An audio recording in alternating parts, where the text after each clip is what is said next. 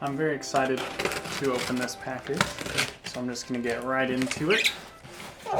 This is a package that comes to me from London. This is the Herbert Johnson 40th anniversary collector's edition of their Indiana Jones hat, known to them as their poet. This is the first Herbert Johnson hats that I'm aware of that come with a hat box. Do that. Alright. It is beautiful. And a nice bow.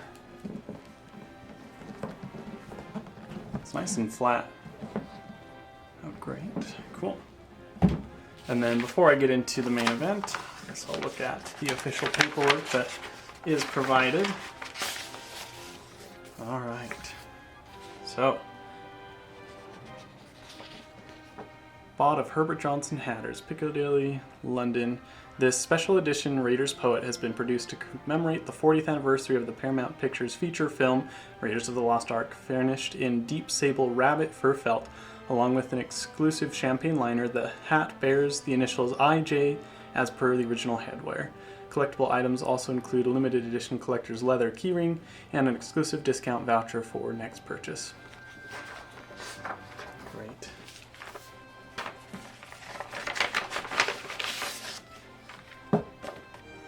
Okay. That is my voucher for 10% off my next purchase with Herbert Johnson. Perfect. All right. So now, let me get into it so we can see. So, for those of you who don't know, the hat in Raiders is very unique. It's a custom-made hat, and it's very striking. And even the hats in the remaining films, they don't quite match the strikingness of the Raiders hat.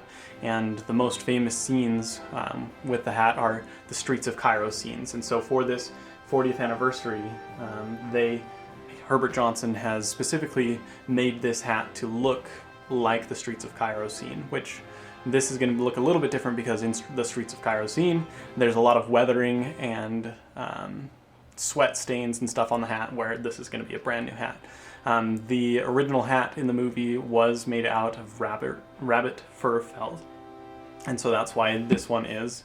A lot of people choose to upgrade their hats to beaver fur because that will last longer and it will be kind of a denser felt, and it has, better water resistant properties.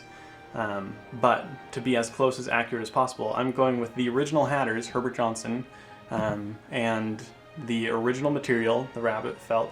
And Michelle, the main hatter there, has done some research recently and has come out with this deep sable, which she believes is the color of the hats when they were made around that time period.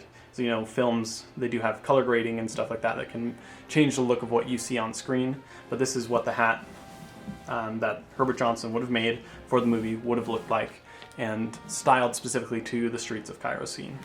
So, sorry, enough of the talking. Let's get into it.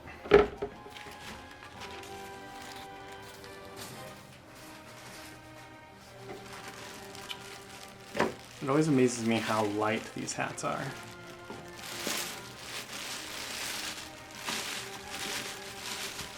Alright, so we get a little bespoke item card.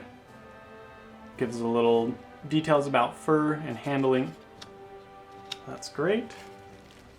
That's everything that's in the hat, so go ahead and take that out. Alright. And there we have the Streets of Cairo Poet by Herbert Johnson. This is looking a little dark on the screen here. Let me see if I can make an adjustment here. Alright, so shaping looks to have popped out. It once again has been sent to me from London. Alright. Snap that brim down like it should be. Oh yeah, definitely has the right shape to it. And there are people out there who are much better experts of the Streets of Cairo look. It's never been my favorite. I like the look of a clean hat. I've liked the idol grab scene or the Raven's bar. That's kind of my favorite look from Raiders, but tons of people really love the Streets of Cairo, and I like it a lot too. And it has some interesting characteristics.